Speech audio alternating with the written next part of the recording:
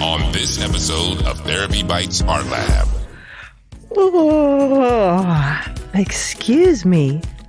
Wait, are you yawning now too? What actually is happening when we yawn after someone else yawns, or when we feel that deep sadness when we see those puppies and kittens for those only 10-cent a day commercials for the ASPCA? Join us today as we talk about the psychology of empathy. Welcome to Therapy Bites Art Lab, where Dr. Heath and his special guests share real-life stories of helping and healing, fresh from the actual therapy couch, while taking a bite out of common counseling missteps and misconceptions. And now, here's Heath and the TBAL Team. Hey everybody, so as you heard in the intro today, we are going to be talking about empathy and mirror neurons and how those two things come together. So we'll be covering a lot of different aspects of empathy, maybe answering some questions that people have had about empathy, and even the difference between empathy and sympathy. So when you think of empathy, what comes to mind? I hear people when they talk about empathy, they talk about walking in someone else's shoes. Yeah, my dad had a saying. He said, never criticize somebody until you've walked a mile in their shoes. That's a popular saying. And my dad put a twist on it, and I think he probably heard this from somewhere. He said, I once complained I had no shoes until I met a man who had no feet. Oh, wow. And that had a huge impact on me as a kid. And the reason it had an impact is because I had a very vivid imagination as a kid. And I immediately began to imagine, I mean, as terrible as this sounds, walking around on stumps instead of feet. And it really taught me a lesson about complaining.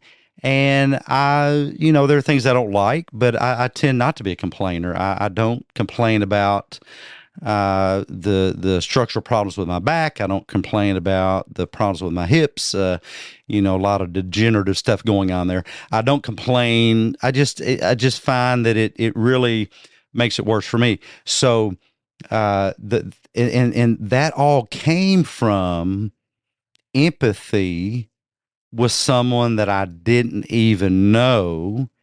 And of course, specifically didn't exist. It's an old saying that my dad came up with somewhere. And so the thing about empathy we'll talk about in a few moments, the whole neuroscience behind empathy is what created that in my brain and why even today it affects me thinking back on it. And with sympathy and empathy, see what you guys think. I've heard it said that with empathy, like let's say somebody's in a hole, somebody's stuck down in a hole.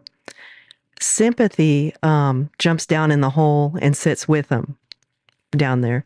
Empathy throws a rope down and tries to help them out. What do you think? Gosh, I love that. I think that's fantastic. I was thinking something a little bit different. And I think that all these can kind of tie together.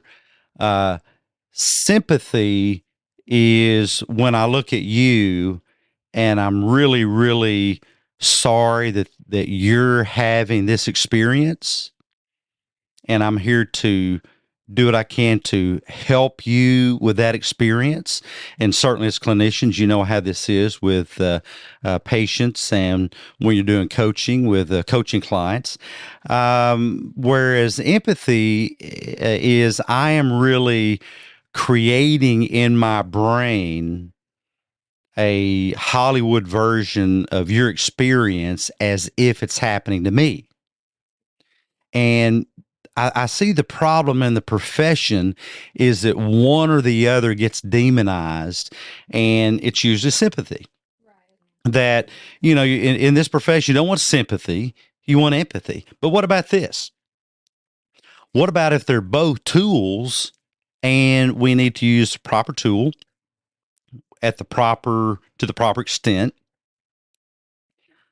in the proper situation, with a proper frequency? It's just two different tools in our toolkit of clinicians, and so I use both. I really don't create in my mind, nor could I, the experience of another person, so I can do therapy even though I've not been through your specific situation. And I can have sympathy for that because there is no video in my head, other as a suffering human on a journey that really replicates your experience. But I can still have sympathy for that. And I think that's helpful in connecting, but also it's not actually, and we'll talk about what maybe if we have time, what good sympathy or empathy actually does with the mechanics of therapy, because we do therapy based on cognitive science. And I think there's utility for that. But I can still show you the way, the path, a map, techniques. For instance, if your house is on fire, do I need to have sympathy or empathy to teach you how to use the fire extinguisher? I don't think that I do. I can just show you how to do that. But there may be a reason for using either of those, both of those in different contexts, maybe after the fire, or maybe while you're struggling to use that fire extinguisher on the blaze. So they're both tools and they're both necessary, if not essential, I think, for good clinical therapy. Mm-hmm. Yeah, I would agree with that. And something else that can slightly be demonized sometimes too is when you're providing therapy is self-disclosure. But I think if it's a situation where you think it's actually going to be helpful to the person themselves, that's where that kind of empathy, here I've been through something kind of similar, now oh, they kind of get it. They've been through something similar, so I've found that whenever I've used that in working with patients, and I use it limited and sparingly, is that they've been like, oh my goodness, you get it, you've been there. And they it helps the rapport, and they tend to open up a little bit more and want to talk more about, hey, is this normal? Is that normal? Is this an abnormal experience? All that kind of stuff. I don't know if that's been y'all's experience or not. Well, and I do. I love that. As you're talking about that, Sarah, I'm thinking that what that does is we seek to connect to the patient from our side of the equation, and self-disclosure, if the patient's ready for it, helps them activate centers in their brain to connect back to us if they're ready for it, if they have fuel for the journey. But I want to take it in a little bit different direction, a different angle, is how people in relationships, husbands, in my case, can use both sympathy and empathy, and how wives can use that with their husbands, and how parents can use that with their children. The Therapy Bites podcast is HIPAA compliant. No identifying patient information will be disclosed by Therapy Bites podcast hosts or Therapy Bites podcast guests without permission from patients or guardians. All personal stories are de-identified in order to comply with HIPAA, the NASW Code of Ethics, and the ethical principles of psychologists and Code of Conduct. Fresh from the therapy couch and from the deep dark recesses, stories may involve exploding preconceived notions and topics uncomfortable to underthinkers and small farm animals. Audience discretion and duct taping your head for safety is advised. Concrete-headed Kool-Aid drinking humans assume all risks associated with any possibility of choking to death on the accurate, realistic thoughts presented in the art lab. This is natural selection, and Therapy Bites podcast management and hosts are not responsible. I had a patient years ago that said this to me: we just can't argue. What was going on? They were catastrophizing the normal messiness of human communication. And when we do that, we ignite a catastrophe response in the brain that teaches us that one person is a grizzly bear fighting with another grizzly bear. Stop catastrophizing and start embracing the real life messiness of communication. Communication is meant to be messy, much like plowing a field is naturally messy, or cultivating before planting a crop is naturally messy. Instead of catastrophizing it, realize the value in it, that the more difficult time we have of communicating, the more deeply we can cultivate a relationship. Now back to today's episode. You're listening to Therapy Bites Art Lab, bite-sized therapy for your brain with Dr. Heath and the TBAL Team. The best advice on the net. No copay required. For full show notes and transcript of today's episode, go to therapybites.podbean.com. Here's Heath and the T-Ball Team. And I'll start off with the children thing, and I think the biggest thing is training it, because I think that empathy is trainable and can be trainable. Now, I know there's some therapists out there that say you can't do that, but it's a skill. It is a trainable skill, and it requires those 3 golden nuggets that we often talk about: practice, practice, and more practice. 1, 2, 3, practice, practice, practice. And I think it should be trained. As a matter of fact, in my work in studying psychopathy, that's the one thing that I find absent, is that you might have a cold, detached mother, so there's no empathy, maybe some sympathy. Oh, I'm sorry you have a boo-boo. But they may be wrapped up in their own stuff and the lack of health and that primary relationship with their spouse, and there may be a father with alcoholism, and so that anesthetizes their ability to connect through sympathy or empathy. And then there's nothing for the child to replicate. We learn by watching. We learn by hearing. We put together that visual training and audio training, and if it's not absent, it's just a skill we don't learn. Imagine, it'd be like asking, why doesn't my child speak French? Well, gosh, I don't know. Did you ever speak French in your home? Well, there you go. There's the reason. Why don't I have an empathetic child? I don't know. Did you ever speak the language of empathy in your home? And I'm not talking about running and snatching the kid up every time they have a boo-boo.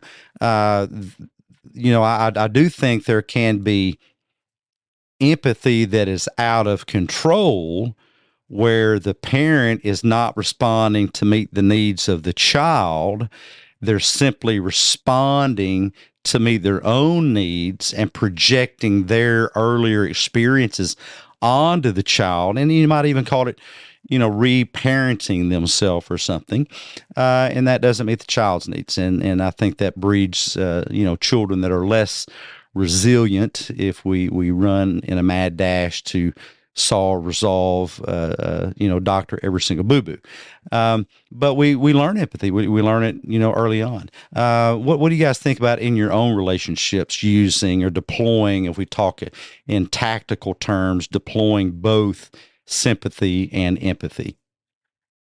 I think it's an important part of the communication process. So we always have a choice. So let's say my husband comes home and he's had a very difficult day and his boss has been challenging. Now, I could go into all of the things, well, if you thought about it this way, or if you chose to do it a different way, or maybe if you talk to him like this, I could explain away, but that would do nothing to really help him. And he'd probably be more frustrated. But if instead I listen to what he has to say and I'm like, oh my goodness, that is really challenging. And I try to ask him, is this something that you want advice on? Or is this a situation where you just want to vent and you just want me to listen to what you have to say? And then I can express either that sympathy, or if I've been in a similar situation, that empathy.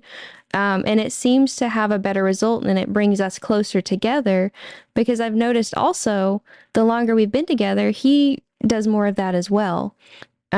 So, it's kind of one of those things where we're leading by example, not only with our children, but with all of our relationships. And also it brings more connection, I think, is what I've noticed. And you guys, you hear that?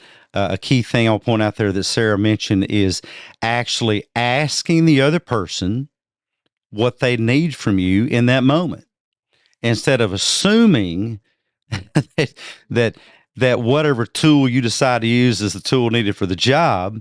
In a relationship, it is the other person which shares with you the best tool to use. It's almost like if you were on the table getting, some type of cardiothoracic surgery, being able to tell the surgeon, hey, use this or use that. But, we husbands, we don't want to do that. We want to jump in and deploy the sympathy thing. Oh, yeah, that's, and I'm not downplaying this, because when my wife is suffering, I truly have sympathy for that. But it really depends on, does she believe that this is a problem to be solved or a connection to be made? So if she wants a 3-step solution, well, that's going to be sympathy and solution. If she needs to make a connection to try to heal through the conduit of our relationship, then that's empathy. And I'm going to join with her in that experience. But empathy takes a lot more energy than sympathy. So if you need to put the fire out, you need the energy to put the fire out, and empathy comes later. So sympathy first in crisis. Empathy, and you clinicians, it's the same thing. If a patient comes during crisis, some clinicians, all they know is empathy. Well, that's like if the only tool you got's a hammer, every problem looks like a nail. Or I guess maybe if the only tool you have is a buffer, then every problem looks like a scratch on the automobile. Yeah, we'll just buff it right out of there, by some type of, wax on, wax off vigorous massage or something. But a patient in crisis has sympathy and solve the problem. What to do next? And a psychological backup's not going to do that. I feel for you. I'm sorry you're going through that. Let's talk about the next step now. And some clinicians, they just don't know how to do that, and there's lots of problems in life that a therapist, although you should be careful with your hugs in this day and age, but there's so many problems in life that you just can't hug away. And I see a lot of patients that's all they've ever gotten in therapy is this big psychological hug. And what do they leave with? Well, they leave with their problems and less money, because they give their money to the therapist that doesn't solve a problem, because all they know how to do is provide some type of, mental health hug that they've practiced on camera. And yes, we do practice on camera, or when I was in school, we did. In undergrad, I started practicing on camera in undergrad. And so, again, it really asks the customer and collaborate with them to assess what they need. And the customer may be your child, and the customer may be your spouse. If you're a clinician, the customer may be your client or your patient.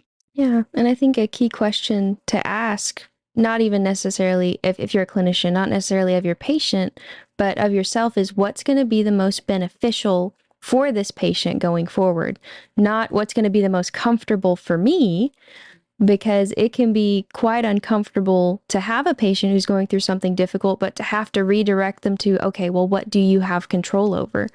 When they're used to just having somebody say, oh, I'm so sorry, and we both sit in sadness together, but that's not going to benefit the situation. I've had patients leave sessions and they've been quite upset. And then when they come back, and they do come back, it's amazing.